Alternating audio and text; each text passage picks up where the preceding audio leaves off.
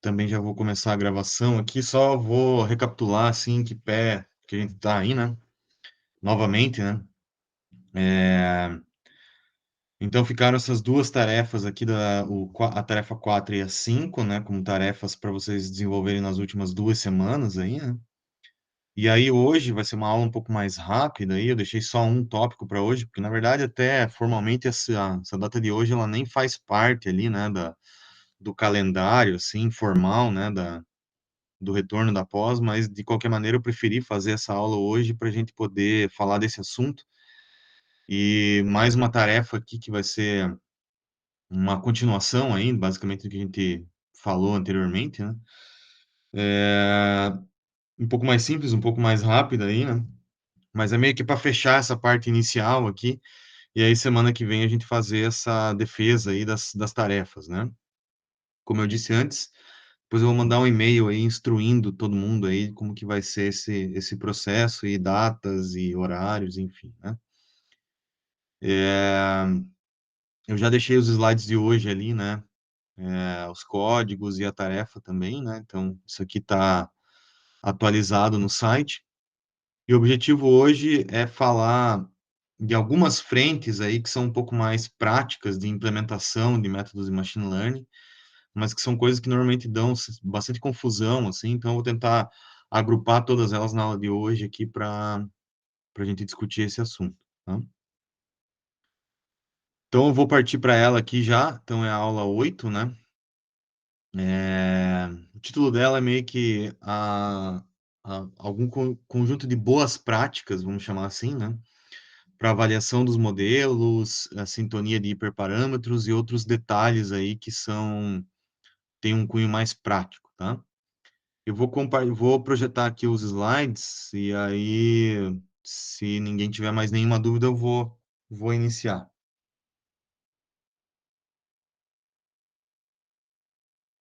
Deixa eu pegar esse esquema aqui que daí fica mais fácil para.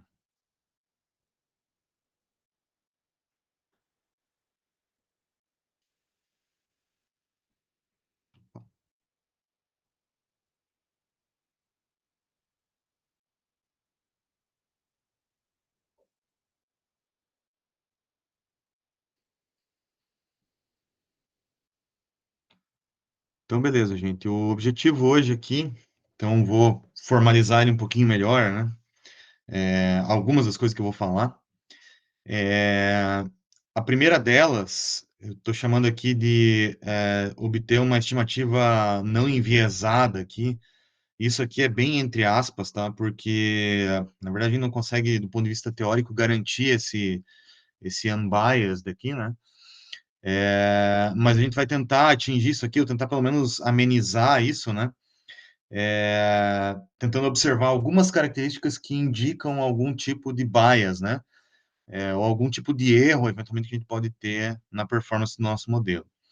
Também vou falar um pouco sobre diagnóstico, né? Então, alguns mecanismos de diagnóstico para a gente saber quando está em underfitting, quando está em overfitting, e quando essas coisas acontecem, o que que a gente tem que fazer para escapar, né? Ou para tentar minimizar, atenuar esses caras aí. Falar um pouco sobre um fine tuning aqui, né? Que seria mais relacionado ao ajuste de um negócio chamado hiperparâmetros, né? Depois eu formalizo o que que isso significa, tá? Mas vocês já devem ter visto lá nas tarefas que todos os modelos existem ali os parâmetros que você precisa setar, né? Lá na SVM tem o C, tem o kernel e tal, né? É, então, vocês já devem ter sofrido um pouco com isso nas tarefas ali. E hoje eu vou tentar apresentar um mecanismo aqui de fazer isso de uma maneira um pouco mais automática, ou algumas formas de buscar isso de maneira um pouco mais automática, né? E também eu vou, pelo menos para os métodos de classificação, que é o nosso foco aqui, apresentar algumas métricas de performance aqui, né? Então, formalizar um pouquinho melhor o que que é acurácia, quais são as outras métricas que existem, como que a gente interpreta elas e tal. Então, esse vai ser o compilado de tudo que eu vou falar hoje aqui, né? Estão me ouvindo bem aí? Então, impressão que travou.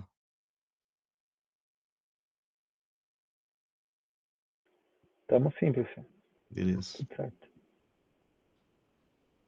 Então, para começar, eu já vou pular aqui para os códigos, tá? Que a gente vai usar aqui alguns templates do código da aula 6, só relembrando, então, ele está aqui, né? Se vocês quiserem acompanhar, eu estou lá. E o primeiro passo aqui, porque eu vou usar em alguns exemplos esse dataset aqui de câncer de mama, né? Um dataset público também lá do UCI, né? Que a gente já vem usando aí esse repositório, né? E estou abrindo ele direto pelo Pandas aqui, né? Diretamente do repositório, tá? Esse dataset aqui ele tem várias features, tá? Eu não vou discutir essas features aqui, mas o objetivo principal é da coluna 0, 1, da coluna 2 até a 31 aqui, são as features desse dataset. Não está normalizado isso, tá? Mas é uma série de medidas aqui relacionados a pacientes, né, reais, é, que realizaram uma série de exames e, no fim das contas, o objetivo é predizer se aquele câncer, se é um câncer maligno, se é um tumor maligno ou benigno, né? Então, ele tem aqui as classes, né? Na coluna 1 aqui, né? M referente o câncer maligno, né? E o B de benigno. Aqui não estou mostrando os que tem o B, porque os primeiros só tem M, né? Mas se continuasse aqui, né? Para o resto do dataset, a gente ia ver a outra classe, né? E aí, aqui na coluna 0, ele tem só um ID dos pacientes que foram anonimizados, né? Mas aqui, bom, esses caras aqui, de fato, eles não são tão relevantes, tá? Então, o que eu estou fazendo aqui são duas coisas, né? No início, né? Antes de tratar esse dataset, eu já vou voltar ali para começar a aula, mas só para entender aí o que a gente vai fazer com ele, né? É, a gente vai usar aqui, então, da coluna 2 até o fim, todas as features, né? E daí eu vou colocar nessa variável x. O label, que é o y, vai ser a coluna 1, né? Então, é uma string, depois eu vou ter que fazer um encoder desse negócio aqui, né? Tem que transformar isso aqui em número, né? Então, é isso que eu estou fazendo aqui, já fazendo esse fit transform aqui para isso, né? E ainda aproveitando aí os labels ficam 0 e 1, né? Um para maligno e 0 para benigno, né? E aí eu estou também aproveitando para fazer um split de treino e teste aqui, deixando 20% para o teste. A gente tem feito isso nas aulas aqui, mas agora eu vou explicar melhor por que a gente faz isso aqui, tá?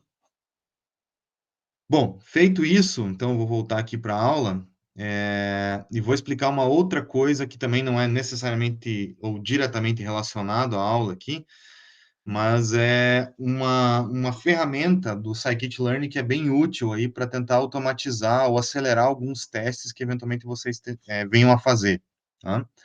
Essa ferramenta é esse chamado pipeline aqui, tá? O que é esse pipeline? Isso aqui é basicamente um objeto, uma classe lá, né, do sklearn, né? A gente pode trazer ele aqui de dentro do sklearn.pipeline, né? Estou usando esse make pipeline aqui. E o objetivo principal dele, ele pega um conjunto qualquer aí que eu tenho, né, de objetos que pode ser esse chamado transformers aqui, né? Já vou explicar melhor o que esse cara significa, né? Mas, a grosso modo, né, são os caras que têm o fit e o predict lá dentro, né? E se esses caras têm essa estrutura, né, eu posso encapsular isso tudo num pipeline. Qual que é a ideia desse negócio aqui? Vamos supor que você tenha uma sequência típica aí que seja, eu vou normalizar as minhas features, depois eu vou, sei lá, aplicar algum tipo de redução de dimensionalidade, né? A gente não falou ainda de quais são os métodos para isso, mas, enfim, você pode aplicar. Eu falei alguma coisa sobre seleção de features, né? Mas não muito formalmente ainda, né? Mas vamos supor que você queira aplicar algum tipo de redução de dimensionalidade, e depois você vai colocar isso aqui num classificador, né? E essa estrutura, ela se repete ao longo de todos os teus testes, né? Essa sequência aqui, ela se repete ao longo de todos os teus testes.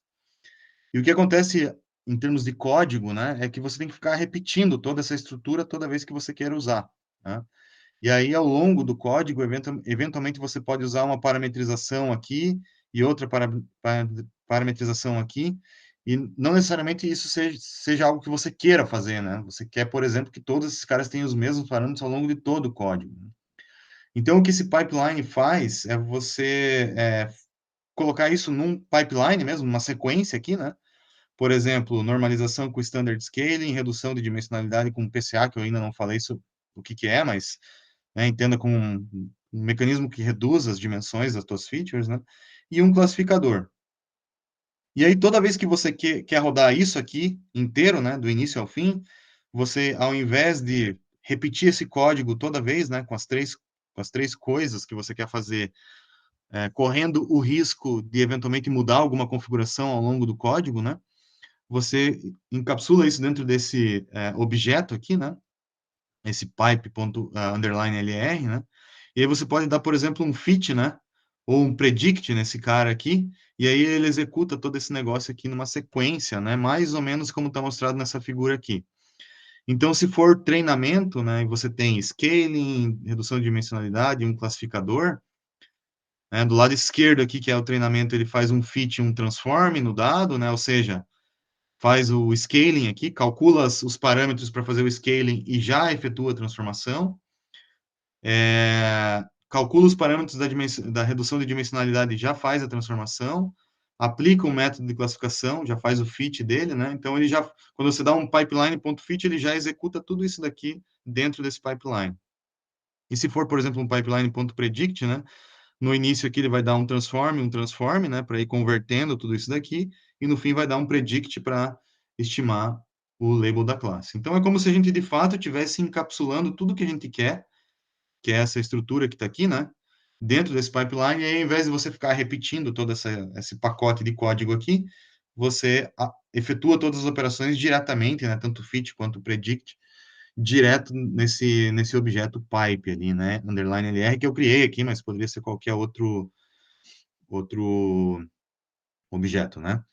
Então, isso aqui pode ou não ser útil, acho que aí depende de como que você está acostumado aí a programar, né? Mas é uma facilidade que eu acho que é interessante apresentar ela para vocês aqui. No código, né? Então, se eu vier aqui e tirar, por exemplo, essa parte aqui, ó, eu tenho no código pipeline, eu posso colocar o que eu quiser aqui dentro dele, né? Só eu ir encapsulando, posso ter mais do que uma redução de dimensionalidade, posso ter outros classificadores aqui, né? Mas isso fica a cargo da forma como você quer organizar o pipeline. E o exemplo de código aqui serve, então, como referência para vocês lá na frente, tá? Bom, então agora, isso aqui são só algumas dicas e algumas coisas que eu vou usar no código de hoje, né? Mas agora, de fato, eu vou entrar, então, no nosso assunto de hoje aqui, que é a parte de debug desses algoritmos, né? E algumas dicas práticas de implementação e seleção de hiperparâmetros, tá? Então, para isso, eu vou voltar numa coisa que eu falei rapidamente em algumas aulas para trás aí, mas que agora é hora de a gente ver com um pouco mais de detalhe, que é a história do overfitting e do underfitting. Eu vou começar o exemplo aqui com um modelo que a gente já viu aí, um modelo que leva em conta o Mean Squared Error aqui, né, o MSE, tá? Então, do ponto de vista de regressão, então eu estou falando aqui num primeiro momento de regressão, tá? Só para ficar mais fácil de entender, né, esse tópico aqui, né? Acho que começando com a regressão fica mais fácil de ver a ideia do todo, né? Então, o objetivo desse negócio aqui é o seguinte: eu quero um modelo, né? Eu quero aprender um modelo que é parametrizado por esse θ aqui. Já vou detalhar quem ele é, tá? Cuja estimativa que eu estou fazendo pelo modelo, então isso aqui é a estimativa do modelo, então seria na nossa anotação lá o y chapéu, né? E o y verdadeiro, então o y verdadeiro é o que eu tenho aqui como valor que eu quero prever, né? A regressão. O xizinho aqui, né? Que são esses exemplos aqui, né? Estou colocando o exemplo de uma predição do preço de uma residência com base no tamanho, e sei lá, metros quadrados que ela tem, né? Quanto maior o preço, mas ele começa a saturar a partir de um determinado valor aqui. Os y que eu tenho verdadeiro são esses em vermelho, e o y que eu estou prevendo, esse y chapéu aqui, é o cara em azul, que é dado por três modelos diferentes aqui para nós, tá? Esses três modelos que eu estou destacando aqui, tá? Então, estou fazendo o quadrado desse erro aqui, somando, dividindo por 2 sobre m, que é o número total de exemplos. Só uma uma forma tradicional de fazer isso daqui, né? E aí, então, o que eu quero é tentar minimizar esse J aqui em relação aos parâmetros, né? Qual é o argmin aqui, né, em relação ao θ, que minimiza esse erro quadrático, né? Tenho três modelos, então h de θ aqui é o meu modelo. Tenho três modelos diferentes. Uma reta, que é dada por dois parâmetros, né? O deslocamento e o coeficiente angular. Um polinômio quadrático aqui, né? Que é esse cara aqui. E um polinômio de quarta ordem, que é esse cara que está aqui. Quando eu resolvo esse problema de otimização, por qualquer método que seja, descida em gradiente, enfim, qualquer solução de otimização que a gente já viu anteriormente, né? E rodo para esses três caras, ele vai encontrar o θ0 e θ1 aqui ótimo, para esse cara aqui vai posicionar essa reta aqui. A mesma coisa para esse modelo aqui, a mesma coisa para esse cara aqui. Tá? Se a gente olhar esses três caras aqui, eles têm algumas características importantes. Por exemplo, esse cara aqui, ó, da esquerda, ele tem um erro relativamente alto para a grande maioria dos exemplos aqui, né, de treinamento. E possivelmente, se eu tivesse aqui exemplos no conjunto de teste, né, exemplos que eu não vi ainda, né, ele também teria um erro relativamente alto, né. O outro oposto, que é esse cara que está aqui, eu tenho, se a gente for ver, né, um erro de treinamento quase zero, né, se não zero aqui, né, ele está passando exatamente em cima dos pontos aqui, né, mas se eu for pensar que eu eventualmente tenho exemplos de teste que tem mais ou menos esse comportamento que eu estou desenhando aqui, ó, o erro para o teste é alto, tá? Então aqui eu tenho um erro alto no treino e um erro alto no teste. Aqui eu tenho um erro muito baixo, quase zero no treino, e um erro muito alto no teste. E aí eu tenho um meio termo entre esses dois caras aqui, ó, que é um erro mais ou menos razoável aqui no treinamento, né? Ele existe, não é zero, mas também não é tão alto igual aqui, né? Então é um treino meia boca, eu vou dizer assim, no treinamento, né? Mais para melhor do que para pior, né? E aí, se eu tiver os meus exemplos de teste com esse mesmo comportamento que parece ter esses dados aqui, né? Eventualmente o meu erro também vai ser baixo, né? Então, o que eu quero buscar sempre durante o treinamento de um modelo de machine learning, seja de regressão, seja de classificação, é tentar chegar nesse cenário aqui, né? E esse cenário aqui que eu estou chamando de just right aqui, né? Ele é, na verdade, um compromisso entre uma coisa que não é nem tão ruim para tudo e nem tão ruim para o teste, né? Esse cenário da direita aqui, normalmente a gente chama de overfitting, né? Ele está sobreajustado aos dados de treinamento. E esse cenário da esquerda aqui é o underfitting, ele está subajustado aí ao treinamento, né? E, então, eles chegam nesse cenário, nesses dois extremos que eu estou expondo aqui, né? E o nosso objetivo é chegar sempre no meio aqui, né? Não ser um modelo tão simples que o erro seja muito alto, mas nem tão complexo que depois ele esteja sobreajustado aos dados, né? Então, esse modelo aqui, ele controla esses dois extremos, né? O overfitting, a gente diz que ele tem alta variância. Por quê? Porque qualquer mudança que eu tenho para padrões que estão muito perto aqui, ó, eu tenho uma diferença muito significativa de erro. Pode ser ou muito baixo, quase zero aqui nesse caso, né? Ou muito alto, para padrões que estão relativamente perto. Então, a gente diz que ele tem uma alta variância, né? E o cara que erra meio que para todo mundo, assim, ele tem um alto bias, tá? Isso aqui é um conceito importante, deixa eu até detalhar um pouco mais ele, que é esse dilema, né, que se chama, né, na literatura de machine learning, bias e variância, né, ele dá uma característica aí, né, para a gente tentar identificar o que acontece com os nossos modelos. Então, aqui só para explicar, né, o que seria o cenário ideal? O cenário ideal é um modelo que a gente tem baixa variância e o baixo bias, né? A analogia que se faz, bastante comum a isso, né? Imaginar que você tem um alvo aqui onde você está jogando dardo, sei lá, flecha, né? E você acerta quase todas no meio aqui, bem concentradinho. Quase todas no meio significa que eu tenho um bias baixo, né? E todas bem concentradinhas significa que eu tenho uma variância baixa. Se eu aumentar a minha variância, né, mantendo um bias relativamente baixo, o que acontece é que o espalhamento em torno do centro aqui é maior. Se eu aumentar o bias e mantiver a variância, significa que eu estou errando todo mundo mais ou menos igual aqui, ó. Tá todo mundo concentrado aqui, mas errando bastante em relação a onde deveria estar. E o pior cenário de todos é onde está tudo ruim, né? É esse cara aqui, que é uma variância alta e um bias alto, né?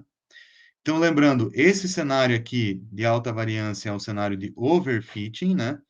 E esse cenário aqui de um bias mais alto é um cenário de underfitting. Esse cenário aqui, onde mistura tudo, é o pior de tudo, é o, né, o cenário mais aleatório de todos, né? E a gente também tem uma interpretação importante que é o seguinte, ó, veja que daqui, da direita para a esquerda, eu estou aumentando a complexidade dos modelos, ou seja, eu estou colocando mais parâmetros. Aqui eu tinha dois parâmetros, θ0 e θ1. Aqui eu tenho três, θ0, θ1 e θ2. E aqui eu tenho quatro. Não, um, dois, três, quatro, cinco. Cinco parâmetros. Então, eu estou aumentando a complexidade. À medida que eu aumento a complexidade, eu aumento a variância, né? Então, o que acontece é que quanto mais complexo o modelo, menor vai ser o bias, mas vai ser maior a variância. Tá? E quanto menos complexo o modelo, maior vai ser o bias, menor vai ser a variância. E o que eu quero chegar é numa complexidade, né? Tentar chegar num modelo que seja razoável a ponto de ter não, nem tão alto bias e nem tão alta variância. Ou seja, eu tenho que escapar do cenário de underfitting e escapar do cenário de overfitting, né? Essa que é a ideia, né? Até aí, alguma dúvida?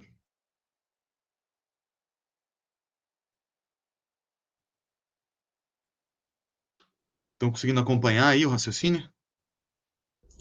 Por enquanto não, professor. Professor, eu tenho uma dúvida assim. Para mim não ficou muito claro, pelo menos vendo ali a Uhum. figura, por que que no underfitting ele consegue, vamos dizer, acertar o dardo várias vezes em um ponto errado? Vamos supor que o teu sistema está, né, vou te explicar primeiro na analogia do dardo e depois eu vou te explicar no cenário aqui de machine learning, tá? Então, no dardo, assim, imagine que você calibrou ele está muito bom, assim, né, para acertar na região do meio, e por algum motivo você bateu ali, né, deslocou ali o teu lançador de dardo, né, que não seja um humano, né, para ficar mais fácil de entender, e aí esse deslocamento continua ele fazer acertar concentrado, mas no lugar errado, tá? Do ponto de vista de machine learning, isso aqui seria mais ou menos o seguinte, ó, eu tenho esse cenário aqui, ó, e eventualmente eu tô com uma baixa variância. Eu vou te explicar num exemplo bem extremo, tá? Mas acho que fica mais fácil de entender. Eu tenho uma variância muito baixa, mas um erro relativamente alto. Meu modelo está aqui, ó, e os meus dados estão aqui. Tá? A variância não é alta porque o modelo ele não está oscilando muito, né? Ele não está bagunçado, né? Mas ele está errando meio que quase sempre a mesma coisa. Isso também é o que acontece aqui no caso da reta, muito embora isso não seja tão fácil de ver quanto esse exemplo mais extremo que eu coloquei aqui. Não sei se ficou mais claro. Tá, entendi. Mas isso seria quando fosse, por exemplo, para testar. No momento do treinamento, a gente teria, por exemplo, ali uma acurácia relativamente boa na saída do modelo. E quando a gente Não fosse chegar necessariamente. Não necessariamente, necessariamente. Pode ser tá, ruim no treinamento também. tá. Então, o ponto importante é o seguinte: eu já vou falar mais sobre isso, mas o ponto crucial desse negócio é o seguinte: você tem que monitorar sempre essas duas coisas, tá? A relação dessas duas coisas é que vai te dizer exatamente o que está acontecendo com o teu modelo. Mas olhar só uma ou só outra não é a conclusão completa. Beleza? Beleza, obrigado. Mais alguma dúvida aí, gente?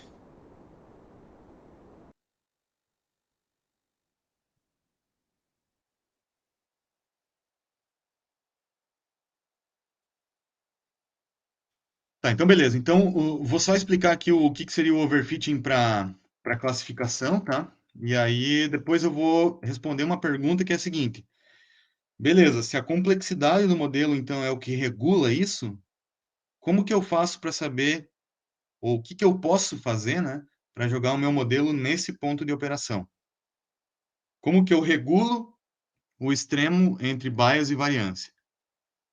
É isso que eu vou falar, algumas técnicas que eu vou falar depois. Mas antes de eu passar para isso, deixa eu só explicar o que que seria o overfitting e o underfitting no caso de um cenário de classificação, tá? Então, num cenário de classificação, eu teria, por exemplo, vou começar com o overfitting aqui, que é mais fácil de enxergar. Eu tenho um modelo que está, né, fazendo um monte de volta aqui, ó, o erro de treinamento é 0, né, ó, ele está separando bem uma classe da outra aqui, mas se eu imaginar que eventualmente pode aparecer, sei lá, colocar aqui uma bolinha aqui, né, ou uma bolinha aqui, você veja que ela também está bem perto, mas ele já está, né, muda completamente a classificação. Uma hora ele é X, outra hora ele é bolinha mesmo, né? Então, ele tem esse tipo de modelo que tem muita, digamos assim, um contorno muito complexo, né? Ele, em geral, tem uma alta variância, né? E mesmo o erro de treinamento sendo 0, ele, normalmente, no erro de teste, ele é bem alto, né? Por conta desse motivo que eu estou colocando aqui. Aqui eu estou mostrando um underfitting, né? Que seria, eu tenho essas duas classes aqui e estou colocando a reta num lugar horrível. Vamos pensar num cenário mais extremo ainda, ó. Estou colocando ela aqui. Estou acertando um X, errando, né, quase todos os outros, né? Então, tanto para o treinamento quanto para o teste, esse cara aqui vai ser ruim. Vai ter um desempenho bem baixo, né? E aí, o que seria o controle entre esses dois extremos, né? Que eu ainda não disse como a gente faz, mas esse controle, ele basicamente coloca esse balanço. Eu abro mão de errar alguma coisa durante o treinamento, né? Ó, tô errando aquela bolinha lá e essa bolinha aqui, mas parece que ele captura melhor o que acontece com os dados, imaginando futuros exemplos aqui, né? De acordo com o que pode acontecer aqui num conjunto de teste. Então, aqui, o que que eu faço? Eu abro mão de um desempenho de treinamento nulo, igual esse aqui daqui, né? De erro nulo. Eu aumento um pouco o treinamento, o erro de treinamento, tá? Eu aumento o erro de treinamento para que eu tenha um erro de teste mais baixo. Então, esse é meio que o compromisso que se faz, né? Cada modelo tem um jeito de fazer isso, né? Depois eu vou falar um pouco mais sobre esse negócio. Mas tudo está relacionado, não esqueçam, tá? Tudo está relacionado com a complexidade. Então, o ponto é, quanto mais complexo o modelo, mais ele tende a overfitting, quanto menos complexo ele for, mais ele tende para underfitting. Esse é o balanço da coisa aí, tá? Tá, como que a gente trata esse negócio aí, né? A grande encrenca é o seguinte, né? A gente sem um conhecimento prévio, né? Que é quase que a maioria dos casos aí, né? Que diz pra gente qual que é o modelo verdadeiro, né? Se é que ele existe, né? Por isso coloquei entre aspas aqui, né? Como é que a gente julga qual que vai ser o modelo que é melhor, né? E aí existe uma prática que se usa, né? Na literatura, que é o seguinte: isso aqui é a chave para esses modelos de deep learning, tá? Isso que viabilizou os modelos de deep learning, isso vem da teoria aqui clássica de machine learning, que é o seguinte: se eu tenho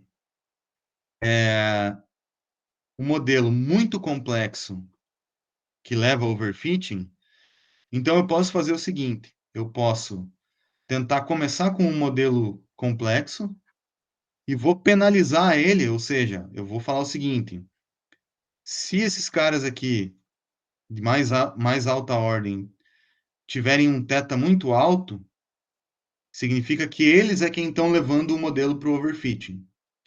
Então, se eu conseguir penalizar esses caras de alguma maneira, ou seja, tentar deixar esses tetas que têm o grau mais alto do polinômio num valor menor, num limite até que eu consiga eliminar esses caras, vamos supor que esse cara seja 0.00001 e esse 0.00001. Então, significa que perante esses caras que, sei lá, tá na ordem 2, 10, 1, né?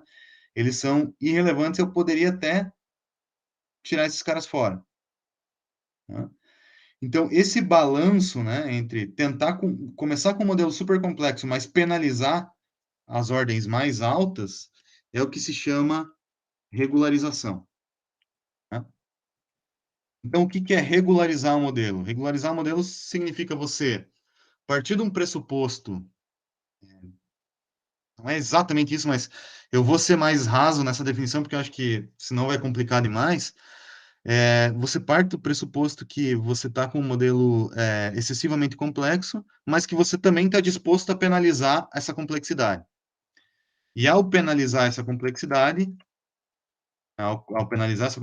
você empurra ele de volta para cá.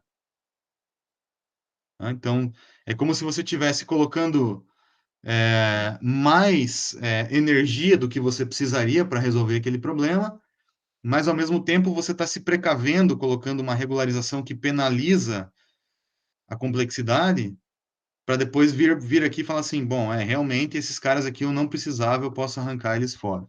Então, a penalização é que te permite fazer isso daí. E essa penalização se dá o nome de regularização. Né? Existem várias formas de regularizar os modelos, tá? Algumas, elas são diretamente a penalização de complexidade que eu mostrei aqui, né? De tentar reduzir o valor daqueles parâmetros lá, né? Outras são um pouco mais sutis e não tão diretas, mas têm o mesmo efeito, tá? Vou tentar mostrar um pouquinho de cada uma delas aqui. Começar pela primeira, mais clássica de todas, que é a regularização que chama a regularização L2, da norma L2, né? Que é pegar um parâmetro lá, né? A norma L2 desse parâmetro, e normalmente a gente eleva ao quadrado esse negócio aqui, junto com a otimização. Voltando no meu exemplo, o que significa isso do ponto de vista prático, né? Eu vou ter lá o mesmo MSE que eu tinha antes, né? Tem aqui o mesmo cara ali, né? Esse erro quadrático aqui que eu estou tentando minimizar. Mas eu estou somando, né? Eu estou tentando, ó, minimizar esse cara aqui, ó, minimizar o erro. Então, estou minimizando todo esse negócio aqui. Mas eu estou somando uma parcela, esqueçam esse lambda por enquanto aqui, ó. Eu estou somando essa parcela que está aqui. E essa parcela diz o seguinte, ó. Quanto maior for o θ, mais ele vai somar aqui. Então, se eu tenho um θ muito alto aqui, né, esse cara ele vai penalizar a minha otimização, ou seja, ele vai ser tão alto que eu não vou conseguir minimizar o erro que eu queria aqui. Então, quando eu minimizo esse J aqui, colocando essas duas parcelas, tanto o erro quanto o valor do θ, eu faço com que os valores de θ sejam os menores possíveis, né? E os que são irrelevantes, de quebra, eles vão ser menores ainda. Tá? Então, os tetas aqui que levam à situação de overfitting, com esse tipo de otimização aqui, eles acabam ficando mais reduzidos ainda, né? Então, isso aqui, essa penalização, ela faz com que os tetas tenham valores mais ou menos parecidos, e aqueles que são irrelevantes, eles são pequenos a ponto de eu poder arrancar eles fora depois da minha otimização, né?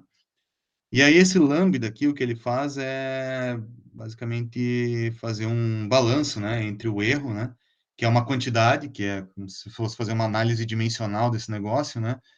Erro é uma coisa, né? E o soma dos quadrados do parâmetro é outra, né? Então, para ter um balanço entre essas duas coisas que são dimensionalmente diferentes, tem esse parâmetro aí que coloca essa ponderação, e normalmente esse cara se chama coeficiente de regularização ou parâmetro de regularização, né? Mas ao fazer esse tipo de otimização aqui, eu estou tentando, então, arrancar fora esses caras, ou diminuir eles, né? Ou fazer com que os tetas tenham um valor mais ou menos similar aí, e isso regulariza, isso escapa, né? Tira o modelo aqui de uma situação de overfitting para uma situação que eu estou chamando de ideal aqui, né? Lembrando que eu parti do pressuposto que eu comecei com um modelo complexo, né? Eu comecei com um modelo complexo, mas ele é regularizado para chegar nesse cenário do meio aí. Dúvidas sobre essa ideia aí, pessoal?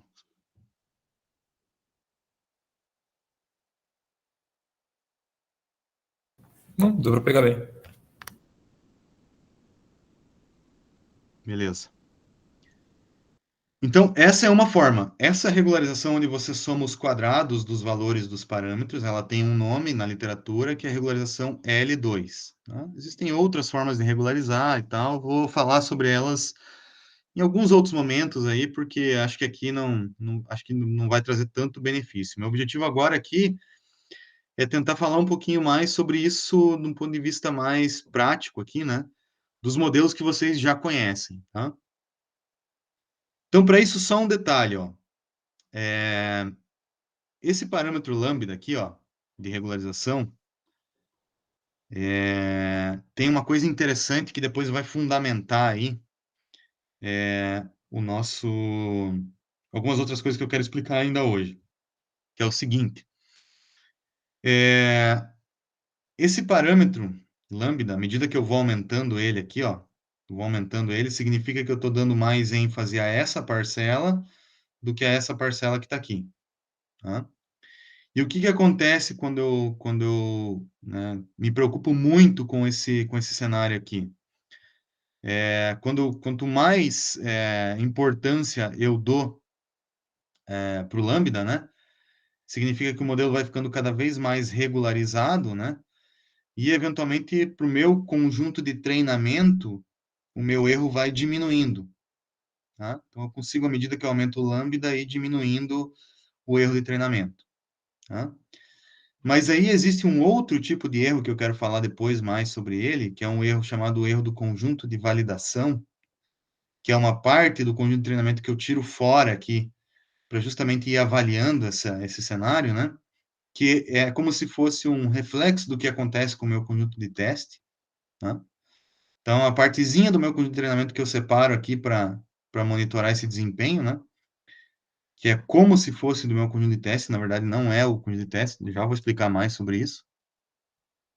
Mas à medida que eu aumento o lambda, que eu vou regularizando mais o modelo, e eu vou monitorando esse erro de validação aqui, chega um ponto que ele atinge o mínimo, mas a partir de um determinado valor ele começa a subir, tá? Ou seja, no início eu estava num cenário com lambda nulo, né? Sem regularização eu tenho um bias alto, eu estou em underfitting aqui, né?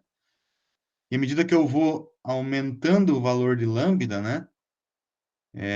Eu vou migrando para um cenário de overfitting. Isso é bem contraintuitivo, mas é o que acontece na prática, né? Você acaba regularizando demais o teu modelo e ele também acaba entrando num cenário de overfitting, né? Então, existe um compromisso aqui, né, que o teu erro de treinamento e validação fornecem aqui, esse compromisso entre a validação e o treinamento é que vai te dizer qual que é o melhor valor de lambda. Isso aqui é o que fundamenta, então, uma maneira prática de você regularizar o modelo, não de mais e não de menos. E essa regularização aqui, você pode chegar num valor ótimo para esse cara aqui por meio desse monitoramento desses dois erros, de validação e de treinamento, tá? Como cada modelo tem um jeito diferente de fazer isso, eu vou falar um pouquinho sobre cada um deles na sequência, tá? Mas para isso, então, deixa eu explicar um pouco melhor o que é esse erro de validação, para ficar mais claro para vocês. Deixa eu ver aqui só se... Eu vou pular para cá, depois eu volto lá, tá? Então, assim, ó, no problema que eu estava mostrando para vocês anteriormente ali, eu tinha a minha minimização, que tinha o MSE, MSE, mais uma regularização, e aqui estava o lambda, que era o parâmetro de regularização. Então, se eu pegar esse cara aqui e variar ele, né, aumentar o valor de lambda aqui, né, eu vou ter um comportamento para o treinamento e um comportamento para o teste, né? Então, se eu olhar o erro de treinamento e o erro de teste, né, o erro de validação, perdão, eu posso achar uma maneira de selecionar esse cara aqui de forma mais adequada. Que eu vou ter um modelo que não vai ser nem underfitting e nem overfitting, que é o cenário extremo para cá, né? Então, para isso, para chegar nesse cenário aqui, existe uma metodologia chamada validação cruzada. O que faz a validação cruzada? Existem várias formas de validação cruzada, eu vou mostrar primeiro a holdout, existem outras aqui, né? Mas o que faz a validação cruzada? A validação cruzada ela é uma forma de você reordenar o teu dataset para dividir ele em diferentes porções para você poder, no fim das contas, usar esse tipo de análise aqui para selecionar algum tipo de parâmetro, como o lambda, no caso que a gente estava falando anteriormente ali. Tá? Então, o primeiro tipo de validação cruzada, que é chamada holdout cross validation, ela faz o seguinte, ela pega o teu dataset original, então todos os dados que você tem, vamos supor que é um problema de classificação, ele vai pegar o teu X e o teu Y, o dataset inteiro, né? Vai fazer uma divisão 80, por exemplo, 80% igual a gente vem fazendo, 80% de treinamento e 20% do teste. Tá? Esse teste aqui, você esquece que você tem ele. Até respondi no grupo para alguém lá sobre isso essa semana, né? Você tem que fazer de conta que você não tem esse dado aqui. Então, é como se você jogasse isso aqui para um outro lugar e, num primeiro momento, esquece que você tem essa informação. Né? Você não vai fazer nada com ela. Não vai usar para calcular nenhum tipo de estatística, não vai usar para treinar, não vai usar para nada. Tá? E aí você vai pegar o teu 80% de treinamento aqui, você vai subdividir esse cara novamente em duas coisas. O conjunto de treinamento, efetivamente, e o conjunto chamado de validação, que é justamente essa validação que eu estava explicando aqui. Qual que é o objetivo dessa validação? Essa validação ela vai tentar, uma vez que você não vai usar ela para treinar os modelos efetivamente, você vai usar só para avaliar o que está acontecendo com os modelos, ela é como se fosse um reflexo do teu desempenho do conjunto de teste. Você não está usando diretamente o teu conjunto de teste, está usando uma coisa que parece com o teu conjunto de teste. Ou seja, você tem modelos que vão ser treinados, sei lá, você vai treinar SVM lá, né? Você vai usar essa porção aqui de dados para treinar esse VM e para ver quão bem ela está indo para um determinado hiperparâmetro que você escolheu, no meu exemplo aqui é o lambda, né? Mas não é o parâmetro da SVM, seria, sei lá, o C lá e o sigma do kernel, né? Por exemplo, só o C, né, para ficar mais fácil. Você vai treinar com um determinado valor para o C, e se você quer saber se aquele valor é adequado ou não, você usa o conjunto de validação para avaliar ele, né? E aí você pode testar diferentes valores de C, né? Vai usar diferentes valores de C para isso aqui, né? Mudar aqui o que eu estou chamando de hiperparâmetro, já vou formalizar o que significa isso, mas vamos pensar que é o C da SVM, ou é o lambda aqui, né? Vou mudar vários valores de lambda aqui, né? Vou ver o meu erro de treinamento, vou ver meu erro na validação, vou olhar para uma curva desse tipo aqui e vou escolher o que tem o menor erro de validação e de treinamento. Quando eu estiver satisfeito com isso daqui, chegar no melhor valor possível, eu vou pegar toda essa porção do meu dataset aqui, toda essa parte que está aqui, né? De treinamento e validação. Vou pegar aquele melhor C, no meu exemplo, melhor lambda aqui, né? Vou treinar nessa porção inteira e aí vou avaliar meu desempenho no conjunto de teste. Só lá no final. Então, só na performance final é que eu faço essa avaliação. Tá? Então, esse que seria o mecanismo verdadeiro aí para você ter um conjunto de validação, não usar o teu conjunto de teste, né? Se você for ser bem severo em relação à validação cruzada, né? Ou a forma como se faz o treinamento de modelos, né? E aí você teria uma maneira de tentar escolher, né, o melhor parâmetro possível, levando em conta uma curva como essa daqui, né? Que vai ter o menor erro de validação e o menor erro de treinamento, né? Escapar do underfitting e escapar do overfitting, né? Deu para entender essa sequência aqui? Eu vou falar mais sobre ela ainda hoje, tá? Mas acho que é bem importante vocês já irem. Isso aqui é um crucial e um monte de gente bagunça, sabe? Tem gente que usa o conjunto de teste como se fosse validação, então é bem importante ter claro quais esses conceitos aí, sabe?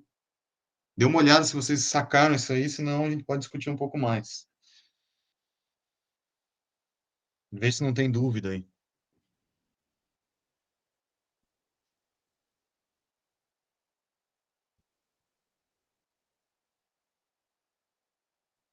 Tranquilo aí, rapaziada? Sim, tranquilo. Tá. Ainda nessa questão da validação cruzada, existe uma coisa que é a generalização dessa validação cruzada, né? Aqui eu só fiz um split, ó. Dividi aqui no começo, né? E aqui, treinamento e validação, eu fiz um só split, ó. Né? Eu poderia fazer vários splits. Por quê? Porque isso me daria, eventualmente, a possibilidade de analisar um erro médio nessa validação. E não só para um split que eventualmente pode ser tendencioso, né? Isso aqui é um split aleatório, então posso levar o azar ou a sorte de fazer um split que me beneficie ou me prejudique, né? Então, o que se usa mais comumente, né, não é a holdout cross-validation, e sim a k-fold cross-validation, né? Onde eu faço o seguinte, vou chamar isso aqui de validation fold, tá? Para não bagunçar. Eu vou, ao invés de ter, por exemplo, um split só, eu vou ter 10. E aí isso aqui vai ser o tenfold, por exemplo, né? Ou pode ser o 5, que são valores comuns, né? Fivefold cross-validation, né? O que significa isso? Significa que eu vou ter 10, por exemplo, subconjuntos treinamento e validação, com um split que eu posso definir. Normalmente também se faz 80-20, né? Aí depende da quantidade de folds, né? 90-10 também é possível e tal, né? Então é bem usual isso aqui, né? E aí eu vou ter um erro de validação para esse primeiro fold aqui, um erro de validação para esse segundo fold, para todos os, por exemplo, 10 folds que eu tiver, eu vou ter um erro. E ao invés de eu olhar o erro para um único fold de validação, eu vou fazer uma média de todos esses caras aqui, né? E aí, ao invés de eu, quando eu estiver olhando essa curva aqui, ó, o erro de validação e de treinamento, ao invés de eu olhar um único caso, eu vou olhar a média. E aí, eventualmente, eu posso reduzir efeitos de fazer um split tendencioso, né? Então, o K-fold, ele é bem comum, tá? E ele pode ser aplicado tanto nesse split aqui, que é o mais usual, né, de validação e de treinamento, mas ele também pode ser aplicado aqui em cima, né? Então, eu posso ter um encadeamento desses splits, tanto para o dataset original e o conjunto de teste, quanto para o treinamento e validação. E aí isso dá origem a uma outra forma de validação cruzada, que é chamada nested, de ter um alinhamento ali, né, entre esses splits, né? E aí eu tenho um loop externo, né, e um loop interno. O loop interno é o de validação e treinamento, e o loop externo é de treinamento e teste. Então, por exemplo, eu fiz um fold aqui para o treinamento e teste. Esse treinamento vem para cá, ó, esse bloco de dados vem para cá, e aí eu faço o k-fold aqui nesse cara. Aí depois eu faço um outro split de treinamento e teste. Então, eu vou pegar esses blocos de dados aqui, e aí eu vou para esse outro loop. E vou fazendo um for dentro do outro. Basicamente é isso, né? E aí isso daria uma estimativa ainda menos tendenciosa, porque você poderia fazer uma média no conjunto de teste aqui, né? Claro que isso demora mais, né? Mas aí você poderia fazer esse mecanismo aqui para tentar avaliar esses efeitos aí, né? Então, quando você coloca as duas coisas, se chama nested cross-validation. Então, tem três tipos de validação cruzada. Holdout, só um split. K-fold, dentro da validação eu faço vários splits. E a nested, que eu faço split tanto do treinamento e teste quanto do treinamento e validação. Tá? Essa é a mais demorada, mas seria a melhor de todas, né? A menos tendenciosa. Deixa eu mostrar um pouquinho de código disso daqui, só para ficar mais claro, tá? O que eu estou querendo dizer.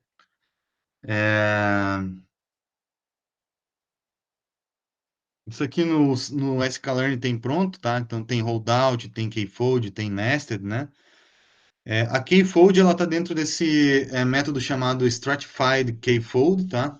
Então aqui você define quantos splits você quer fazer e o split de qual dado que você quer fazer, né? Veja que quando você tem o pipeline que eu mostrei anteriormente lá, né? Depois dentro do for aqui, quando você vai percorrendo esse for para cada fold, né? Você pode fazer todo aquele normalização, redução de dimensionalidade e treinamento, tudo dentro do pipe, né? Então, ao invés de colocar aquele monte de código aqui, você colocaria só esse pipeline aqui, né? E aí esse cara aqui, ele vai mostrando uma acurácia, né? Um acerto de classificação ali ao longo de cada fold que ele faz da validação cruzada, tá? Então, esse método Stratified K-Fold aqui, ele estrutura os folds, né? E aí você vai percorrendo eles dentro desse for aqui. Isso é uma forma de fazer, eu vou mostrar daqui a pouco outras aí, tá? Uma outra maneira de você chegar aqui, ó, aqui eu tenho mais uma, que é esse cross-val score aqui, né? Ele meio que encapsula todo esse negócio que eu fiz na mão aqui dentro desse scores aqui, né? Então, tudo que eu estou botando aqui com mais código dentro desse cross-val score aqui, ele dá essa compactada, ele já pega o pipeline lá como estimador, e aí vai fazendo a validação cruzada e plotando aqui os scores para cada split ali da validação cruzada. Também é uma alternativa para implementar esse negócio aqui. Tá?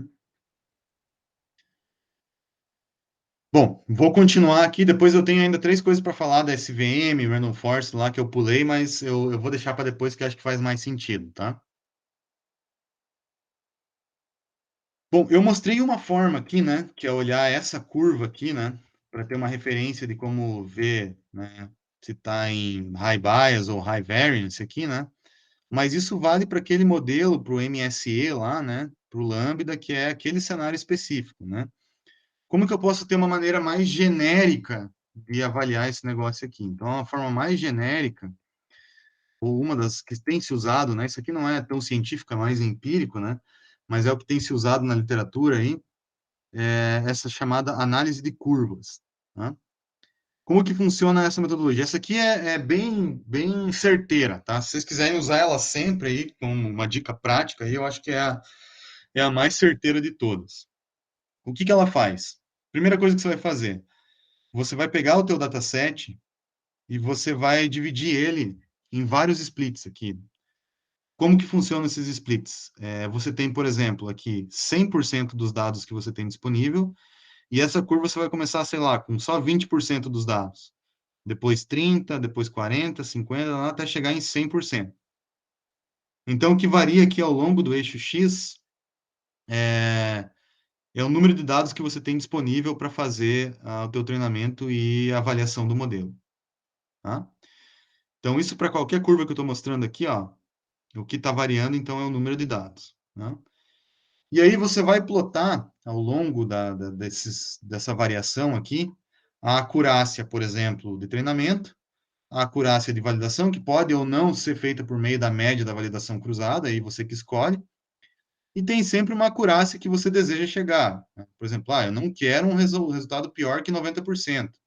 Ou sei lá, para o meu dataset eu acho que eu consigo chegar em 100%. Então, né, o teu target seria aquilo que você tem em termos de feeling da onde você quer chegar. Onde que você acha que é possível, ou que do ponto de vista prático seria razoável. Né? E aí, beleza. E aí, o que que você faz? Você vai plotando esse desempenho para cada percentual do dataset aqui, ao longo da validação e ao longo do treinamento, e de acordo com a cara da curva, né? Então, vamos supor que você plotou a tua curva de validação e a tua curva de treinamento. Ambas têm uma assíntota parecido lá na frente, né? Quando você atinge perto de 100%, mas ambas estão muito ruim e muito longe daquilo que você queria. Então, isso aqui é um diagnóstico empírico, tá? Não tem uma prova matemática por trás disso, né? Mas é um diagnóstico empírico do que você está num cenário de high bias. Não, está com um bias muito alto. E se você está nesse cenário, o que que você faz? Então, underfitting, né? High bias é underfitting, né? Isso significa que coletar mais dados de treinamento não vai te ajudar significativamente, então não adianta ter mais dados, ó. As curvas já estão mostrando isso, né? Mais dados aqui não vai adiantar nada, né? Você está longe daquilo que você quer. Normalmente aqui o que você precisa talvez seja criar novas features, isso pode te ajudar, né? Ou, né, depois eu vou falar um pouco sobre o grid search ali e a validação cruzada, né? Tentar outros valores para as variáveis lá, para os hiperparâmetros do modelo, né? Por exemplo, o C da SVM, o sigma, ou o lambda do meu exemplo anterior, tentar outros ranges que você não está testando, talvez isso pode fazer você escapar do cenário de underfitting. Tá? No outro cenário, o que você tem? O cenário onde o teu treinamento está diminuindo aqui, ó, ao longo à medida que você chega perto de 100%. A tua validação está subindo, mas ambos estão meio longe ainda do teu desired ali, né? Daquilo que você quer, né? Então, esse é um cenário que indica uma alta variância, esse é um cenário de overfitting, né? E aqui, ó, aqui se você tiver mais dados, tá com um cara que talvez possa te ajudar. Então, coletar mais dados pode ajudar. Remover features nesse caso também ajuda, né? E aí, às vezes, aqui tentar um range menor para as variáveis lá, o lambda, C e tal, né? Tentar se concentrar numa região menor ali dos valores desses caras ali para você tentar diminuir o teu cenário de overfitting, tá? Então, esse aqui seria o cenário ideal, né? Esse último aqui, né? Aonde você tem a tua curva se aproximando daquilo que você quer, tanto de treinamento quanto de teste, estão muito perto ambos um do outro ali, né? Então, esse é o diagnóstico de que você está no melhor cenário possível, tá? Então, isso aqui não é, como eu disse, não é escrito na pedra, né? É uma coisa empírica, às vezes é meio difícil de ver isso daqui, não é tão evidente. Aqui é uma dica bem geral do que pode ou não ajudar em cada caso, né? Mas não necessariamente isso aqui também é verdade, né? Só testando para você saber, né? Mas fazer isso aqui é melhor do que ficar tentando loucamente sem saber para onde está indo, né? Então, pelo menos isso aqui é uma metodologia um pouquinho mais refinada para tentar minimizar o teu esforço aí, né? Por sorte, isso aqui já existe implementado completamente aqui no sklearn, tá? Então, estou mostrando aqui duas formas, né? Usando esse learning curve aqui, que é uma coisa um pouco mais na mão ali, né? E ele plota essas duas curvas para você, né? De treinamento e de validação, com alguns parâmetros ali que você pode ou não colocar validação cruzada e tal, né? E ele plota que isso aqui é bem fácil, né? De observar, né? E aí tem um outro exemplo, mas esse aqui é um pouquinho mais chato, né? Mas o ponto importante talvez seja esse daqui, né? Se você quiser usar como referência aqui esse learning curve, acho que é a melhor maneira de você plotar essas curvas de maneira mais fácil, tá?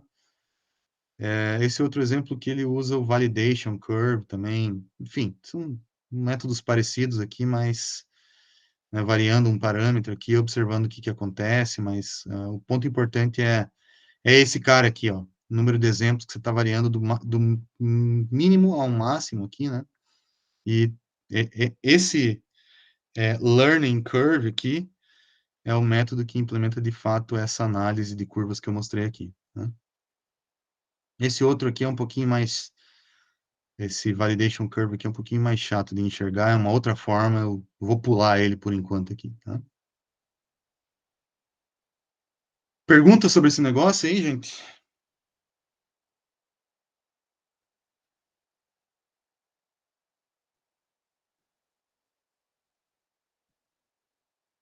Tô falando muito rápido aí? Ou tá dando para acompanhar aí?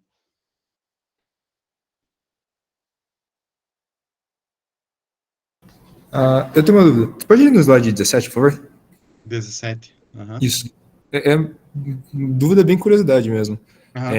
É praticamente uma janela esse test fold que a gente tem dentro do nosso. Então vamos supor, a gente separou 80% ali dos dados, aí Aham. uma porcentagem desses dados é uma janela que é esse test fold que está em azul, correto? Aham.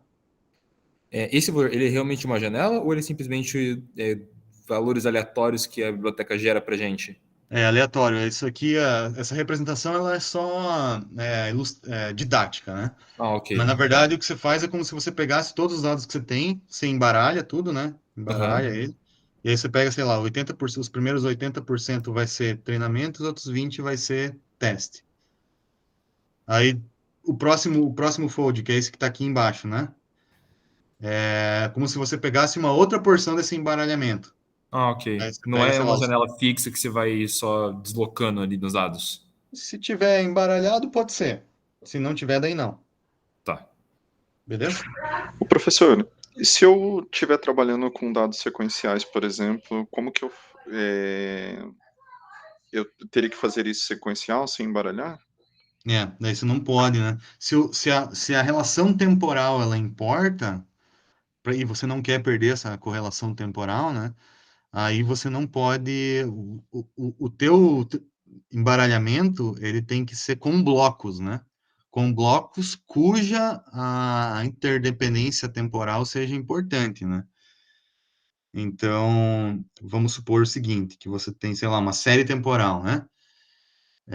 E aquela série temporal você não pode mexer nela, você não pode quebrar ela no meio para criar esse negócio aqui. Então, o que você precisa quando você vai fazer esse embaralhamento é ter várias séries temporais, e aí essas séries temporais é que você embaralha entre si, mas não dentro dela. Tá. Quando tu fala várias séries temporais do mesmo problema, isso. Isso. Mas assim, de diferentes cenários seria. Como assim? Não sei se eu entendi. Não sei, vamos supor que eu estou trabalhando com com tempo de 2000 a 2010, por exemplo. Uhum. E aí eu teria que. Deixa eu pensar aqui. As diferentes séries temporais seriam intervalos de tempos diferentes, seria isso? Sim. Aí o que você poderia fazer é o seguinte, sei lá, o ano de 2010 vai ser o teu cunho de teste.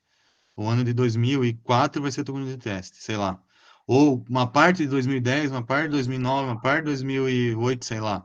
Mas Ah, entendi. isso tem que fazer sentido na tua análise, né? Você não pode cortar uma coisa que, no meio, alguma coisa que seria importante para você ter, para você treinar o teu modelo, no fim das contas, né?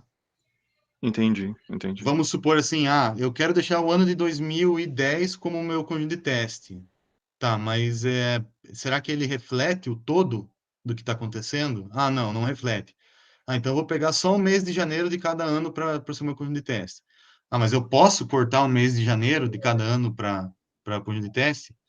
Aí o teu Entendi. problema é que vai dizer, né? Aí é você como um conhecedor do problema é que vai ter que tomar esse cuidado aí, né? Para fazer esse split. Daí a encrenca é um pouco maior, né? Entendi. Beleza, professor. Valeu.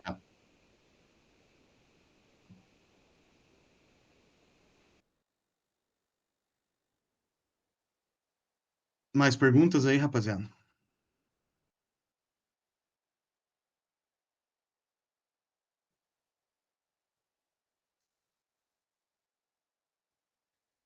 Tá, deixa eu falar então, tô voltando aqui, ó, tô voltando lá para regularização, eu vou falar rapidamente aqui, ó, dos modelos que a gente tem utilizado, que acho que é legal vocês, pelo menos, ter um feeling sobre eles aqui. Logistic Regression, SVM e Decision Tree barra Random Forest, tá? Como que se faz a regularização no modelo de Logistic Regression? A regularização clássica do modelo de Logistic Regression é L2. É aquela mesma que eu mostrei aqui, ó. É desse tipo aqui, ó. Que são os quadrados dos pesos, tá? Do ponto de vista de classificação, tá?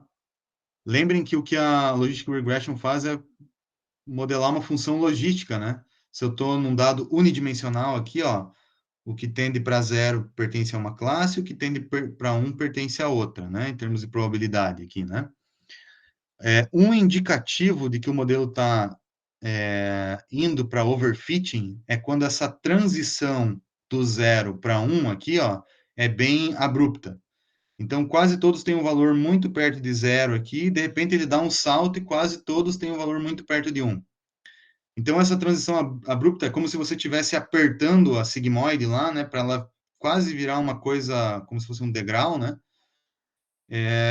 Isso aqui é um cenário que indica overfitting. Então, uma coisa que se faz na prática é você pegar a probabilidade lá de todos os valores que ele está dando, né?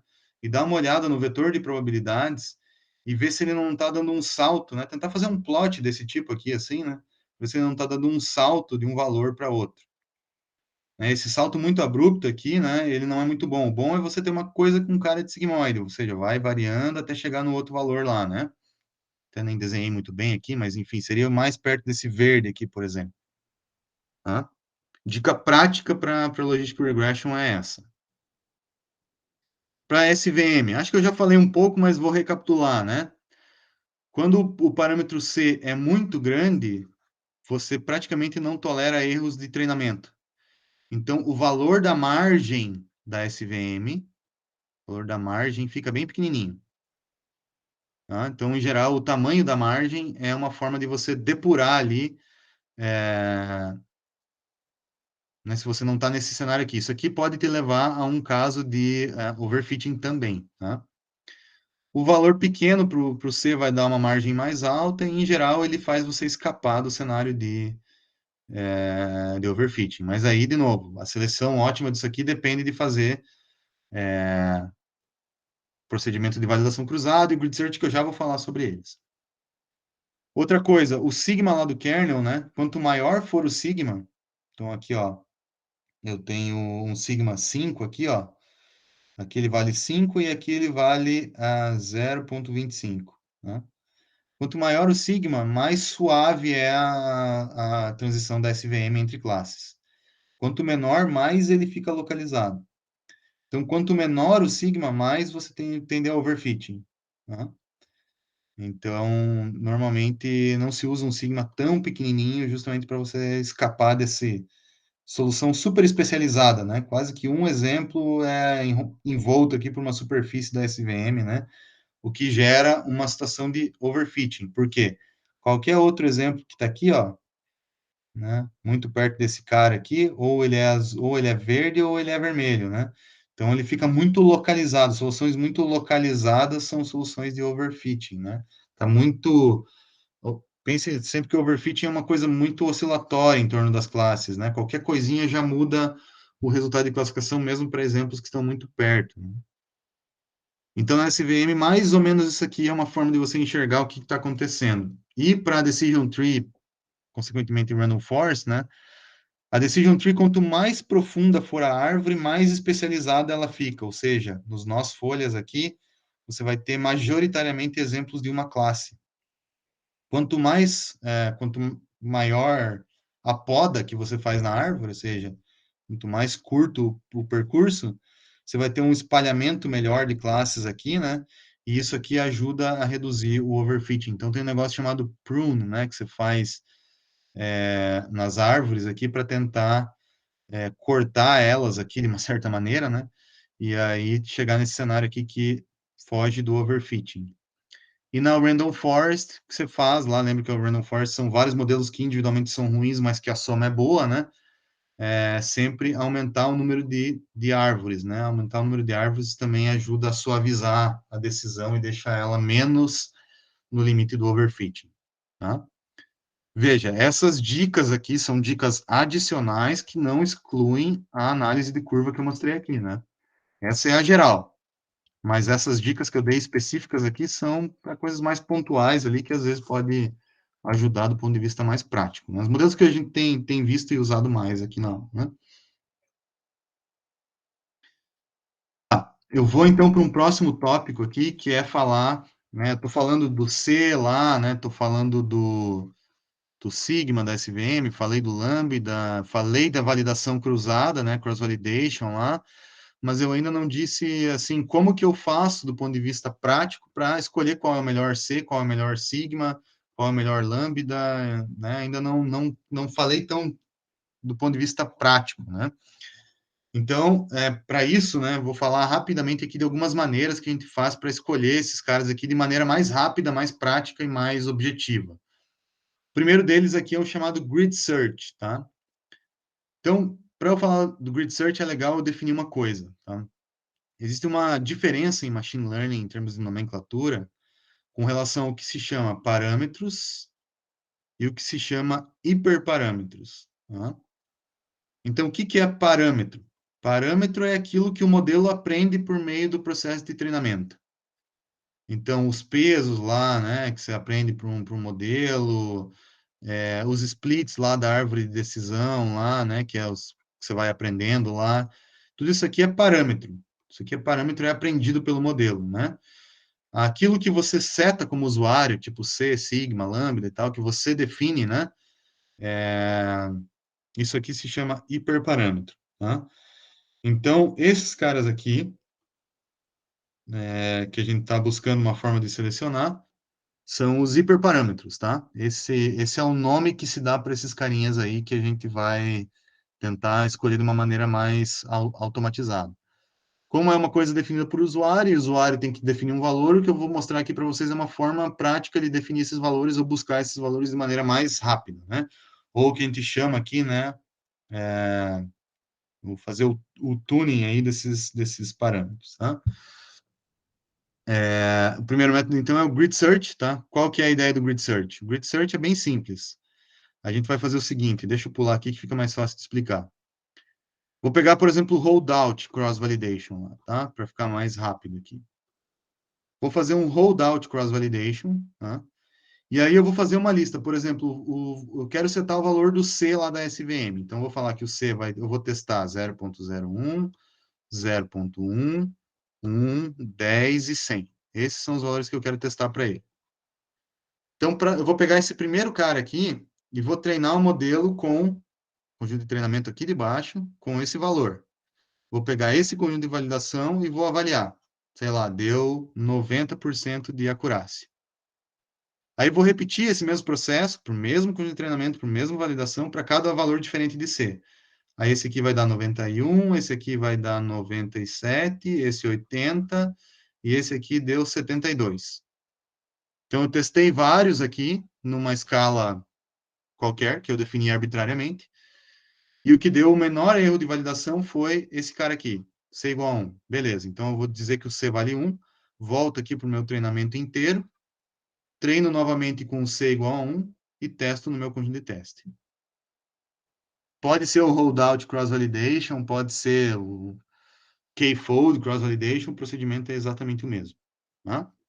Como que faz isso lá em Python, né? Também tem tudo pronto isso aqui no sklearn, tá? Ó.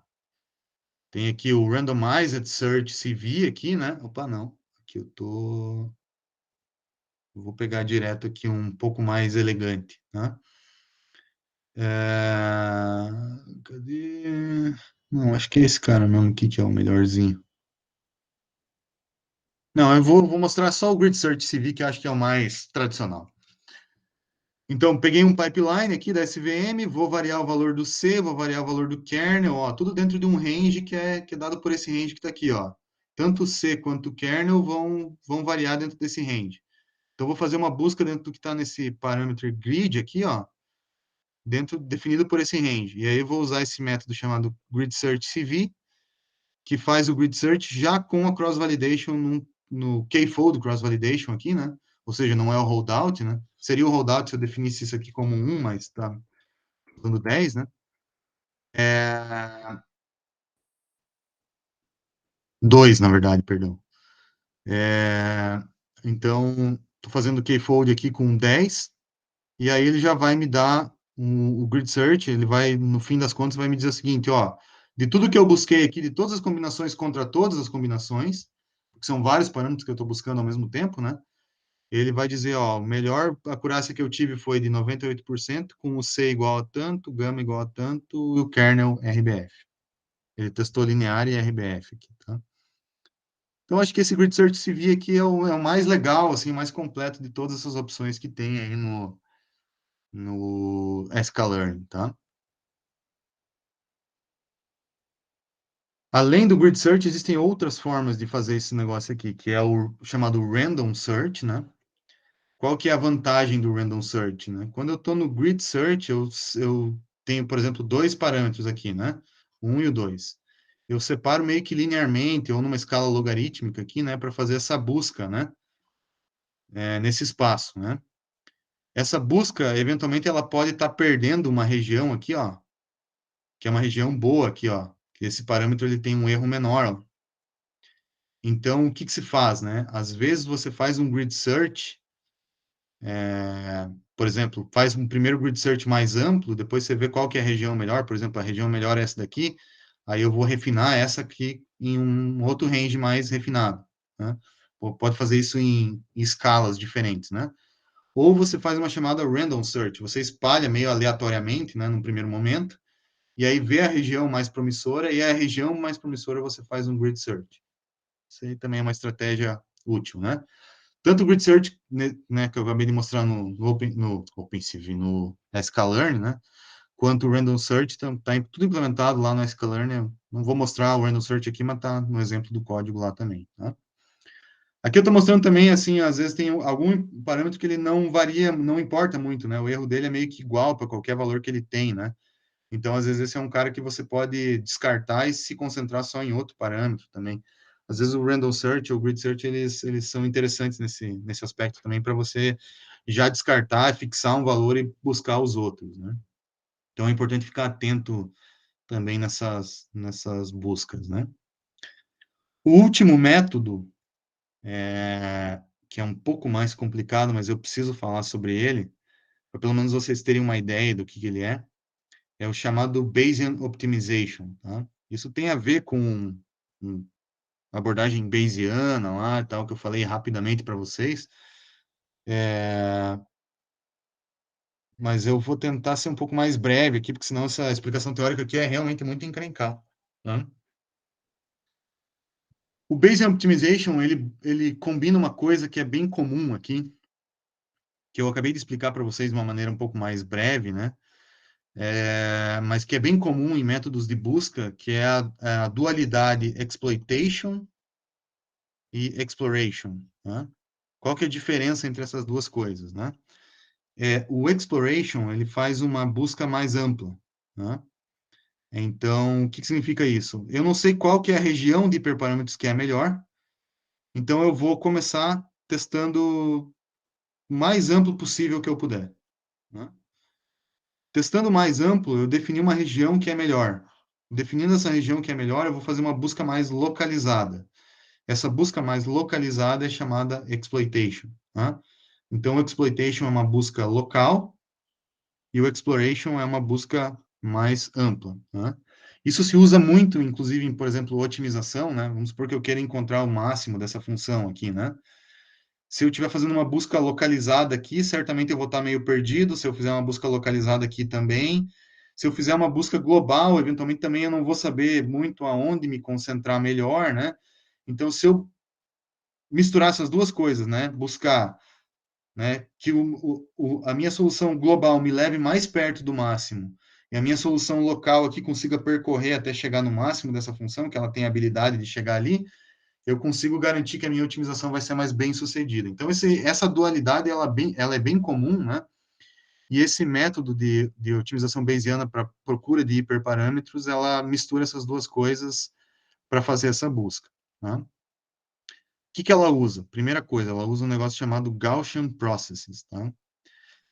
Isso aqui putz, a história é bem longa, eu vou tentar ser breve, não sei se eu vou conseguir, tá? Mas a ideia é a seguinte, vamos supor que você tenha pontos, que são esses caras aqui, e você quer fazer uma regressão, tá? Ou seja, você quer traçar uma curva em cima desses pontos aqui, tá? O que esse modelo faz, o Gaussian Process faz, ele tenta traçar essa curva aqui, mas além de colocar a curva, ele coloca um intervalo de confiança aqui, ó, junto com a regressão. Então ele vai dizer o seguinte, ó, para esse ponto aqui, eu tenho, né, muita certeza que a curva deve estar passando por aqui. O intervalo de confiança é baixinho porque eu estou bem seguro que está por ali. Para pontos onde eu não tenho dados, o meu intervalo de confiança a minha incerteza é maior. Então, onde a minha incerteza é maior, eu vou colocar, eu acho que a curva passa por aqui, mas ela pode estar em qualquer lugar dentro dessa zona cinza que está aqui. Tá? Então, ela combina, e é aqui que está o lance bayesiano, né? Porque ele putz, isso é complicado, uma PDF sobre funções, função matemática mesmo, né? No começo, qualquer função pode passar pelos pontos, mas à medida que você vai fazendo a regressão, à medida que você vai rodando esse modelo aqui, ele vai tendo uma menor incerteza perto dos dados e maior onde você não tem dado. Tá? Mas o que é, bem a grosso modo, o Gaussian Process, que na literatura se usa bastante o termo GP, né? Ele vai fazer uma regressão e onde não tem dado a incerteza é maior, onde tem dado a incerteza é menor. E aí ele usa esse espírito de regressão ou essa abordagem para tentar fazer a busca de hiperparâmetros dessa forma. Tentar resumir bem rápido aqui esse algoritmo, tá? O que ele faz? Ele vai ter vários valores possíveis para os hiperparâmetros lá. Vamos supor que seja o C da SVM e o C está aqui, ó. Tá? No começo, ele vai pegar e vai tentar esse C aqui e esse C aqui. E aí, isso aqui vai dar, sei lá, uma acurácia de 90% e esse aqui 93%. Aí, o que ele vai fazer? Ele vai pegar e vai fazer uma GP, né, um Gaussian Process aqui, né, que vai passar por esses pontos. Né? Onde ele passa a incerteza é baixa, onde não tem dado, a incerteza é alta. E aí ele vai ter uma função que chama acquisition function aqui, né? Que vai dizer o seguinte: beleza, tenho esses valores aqui que são a média e essas incertezas. Qual que é o próximo C que eu vou tentar? Eu posso combinar um C que tenha uma possibilidade de ter uma média alta, que é a acurácia, né? Com uma incerteza relativamente baixa ou uma incerteza mais alta, né?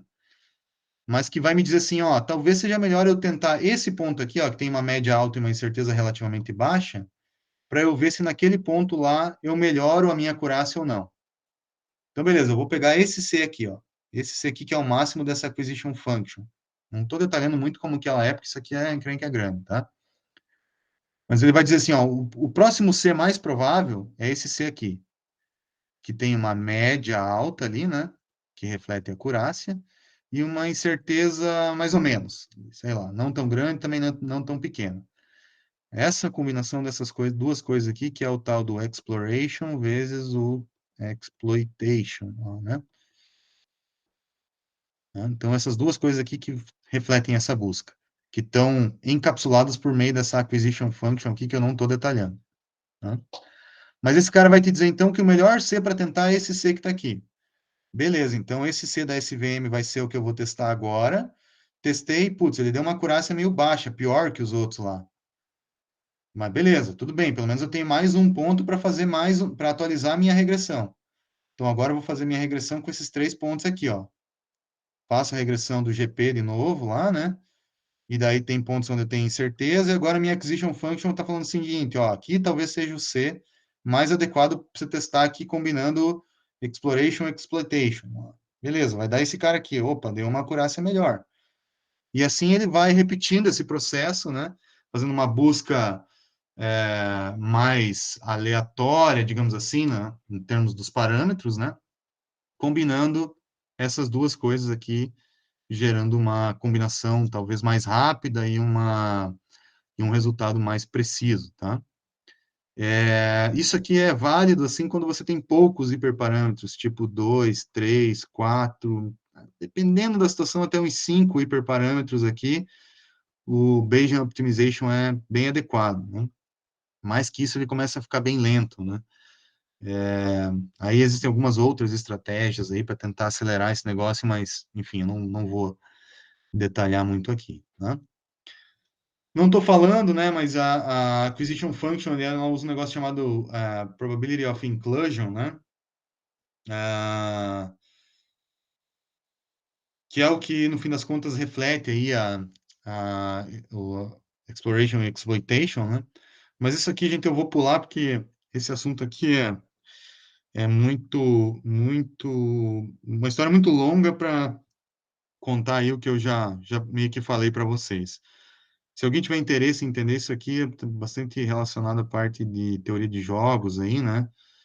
Game theory ali, eu posso indicar algumas coisas aqui para entender um pouco mais como que isso funciona, mas é bem colateral aqui a nossa disciplina, tá?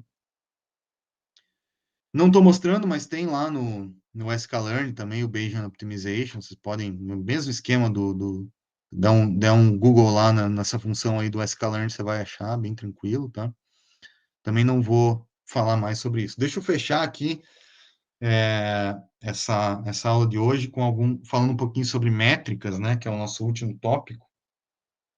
Algumas métricas que a gente já tá usando aí, né, mas mais para a gente formalizar isso, principalmente para a parte de classificação, que é o nosso foco principal aqui na disciplina nesse começo, né. Então, eu não falei, mas existe uma forma de você avaliar os seus resultados de classificação usando um negócio chamado matriz de confusão, né? É uma matriz onde você vai plotar aqui o que o teu modelo está prevendo em relação ao que deveria ser. Então, se a classe P ele foi P, é um negócio chamado true positive, né, o TP. Se ele era P e o teu modelo chamou N, ele é um erro de classificação, então esse aqui seria um false negative, né? Supondo um problema de duas classes, pode ser mais, também não tem problema. Se o teu modelo disse que era N e na verdade ele era N, isso aqui é um verdadeiro negativo, né? True negative. Isso aqui é um acerto, então isso aqui é um acerto, isso aqui é um acerto. Aqui é um erro, então, consequentemente, esse cara aqui também vai ser um erro, né? Previu P era N, então é um falso positivo. Então, o que está nessa diagonal da matriz é um acerto e o que está fora dela é um erro. Um exemplo numérico, né? Todos os meus exemplos de classificação posso colocar dentro dessa matriz, né, e plotar isso dessa maneira, né? O que previu e o que deveria ser. O que está nessa diagonal é acerto, o que está fora dela é um erro. Né? Bem simples, bem direto, bem objetivo, né? Pode ser uma matriz para mais classes, então posso ter, sei lá, 3 classes aí, né? Muda um pouco essa terminologia, mas o que vai estar nessa diagonal é acerto, tudo que está fora aqui é erro. Né? E aí a matriz de confusão ela dá origem a várias métricas, né? Vou falar rapidamente sobre elas. Primeira, mais importante do ponto de vista histórico, é a acurácia. A acurácia ela faz o seguinte: ela soma o TP com o TN, ou seja, o que está na diagonal, e divide por tudo aquilo, pela soma de tudo, né? Por todos os exemplos de treinamento. Né? A acurácia é o oposto do erro de classificação. O erro de classificação é a soma do que está fora da diagonal, dividido pelo total. Então, 1 menos erro dá acurácia, ou 1 menos acurácia dá o erro. Né? A acurácia tem uma limitação. Né? Vamos supor esse cenário aqui, ó. Vou inventar essa matriz de confusão aqui. 100, 2, 1 e 1. Tá? Se eu for calcular a acurácia aqui, ó, vai dar 100 mais 2 dividido por 100 mais 2 mais 2. 104. Então, 102 sobre 104 vai dar um número certeza aí maior que 95%. Só que se eu olhar só essa classe aqui, ó, ela tá errando muito, né? Quase um terço está sendo errado, né? Então, na verdade, um terço está errado. Então, a acurácia para casos desbalanceados não é adequada. Então, quando eu tenho desbalanceamento entre exemplos, a acurácia aqui é furada. Tá? Existem outras métricas, por exemplo, o F1 score. O que o F1 score faz? Ele é uma média harmônica, eu acho que é harmônica, entre uma coisa chamada precision e o recall. Então, ele faz o produto pela soma. O que é o precision? Precision é o número de verdadeiros positivos dividido pelo true positive mais false positive. Ou seja, ele é a análise dessa primeira linha aqui da matriz de confusão. E o que é o recall? O recall é o true positive dividido pelo F false negative mais true positive. Ou seja, ele é essa coluna aqui da matriz de confusão. Se eu olhar essas duas coisas combinadas aqui, eu tenho uma métrica também que vai entre 0 e 1 aqui, né? Quanto mais perto de 1, melhor, que é o chamado F1 score. Né? Ele, para casos desbalanceados, é mais apropriado. Né? Então, em geral, se usa essas duas métricas, principalmente, né? Se for outros problemas aí, tem outras, né? Por exemplo, se for multi-class, aqui existe a generalização aqui de precision, recall e tal, né? Mas isso aqui, naturalmente, vocês vão lidar com isso na sequência da disciplina, também não vou gastar muito tempo falando sobre isso. Outra métrica importante é a curva ROC, né, de Receiver Operating Curve. É uma curva onde você vai variando um determinado threshold, né? Por exemplo, né, vamos supor que você tem um problema de classificação, né, você tem duas classes, sei lá, e você definiu que o teu classificador, sei lá, tá aqui. Treinou o teu classificador, chegou nesse cara aí. Beleza. O que essa curva ROC faz? Ela vai jogar o teu classificador com essa mesma orientação no extremo mais, onde, né, não tem mais dados aqui, e vai deslocando esse negócio aqui, ó, ponto a ponto, para vários possíveis pontos aqui, né? E para cada ponto desse daqui, né, que seria essa variação desse limiar aí, né, ela vai plotar o true positive rate e o false positive rate, né? Então, só formalizando, né? True positive rate é isso aqui, TP sobre P, né? Número total de exemplos positivos. E o FPR, o FP sobre N, né? Então,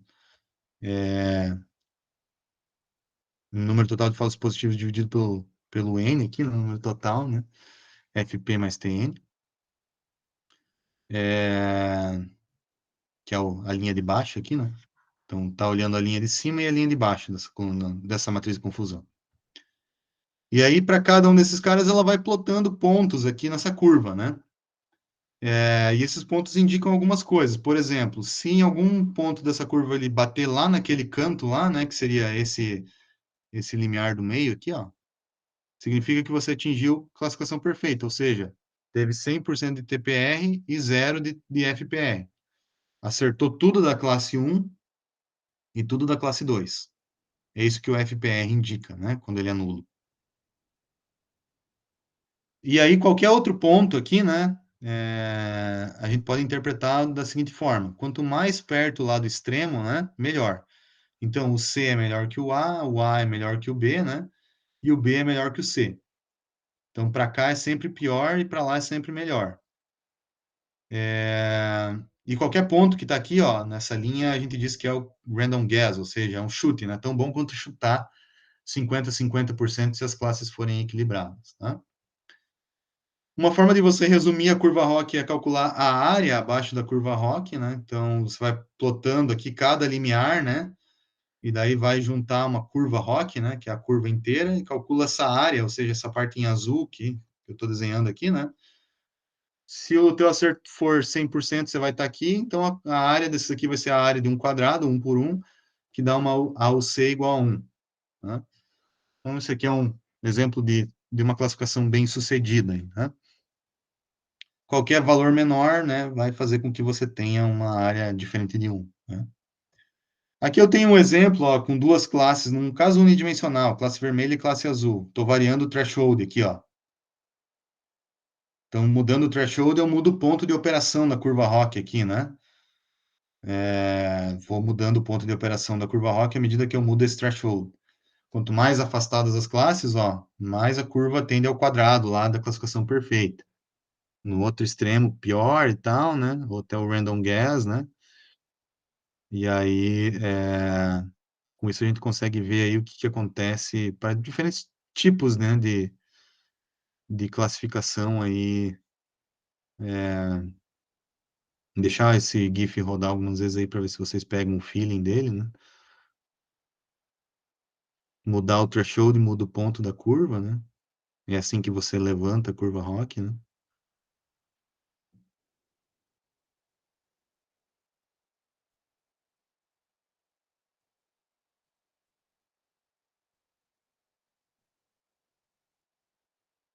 Depois, se for o caso, vocês podem também dar uma olhada nisso aí, né?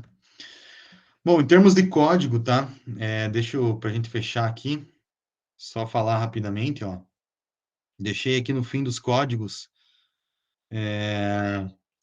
várias maneiras aqui de vocês calcularem essas coisas. Então, desde a matriz de confusão, tá? Que está nesse método chamado Confusion Matrix aqui, ó. Você só passa o verdadeiro e o predito, ele monta a matriz de confusão para você, né? As métricas, então, tem tudo aqui, né? Precision, Recall, F1 Score, tudo isso tem disponível no sklearn, lá dentro do Matrix, e mais uma porção de outras coisas, né?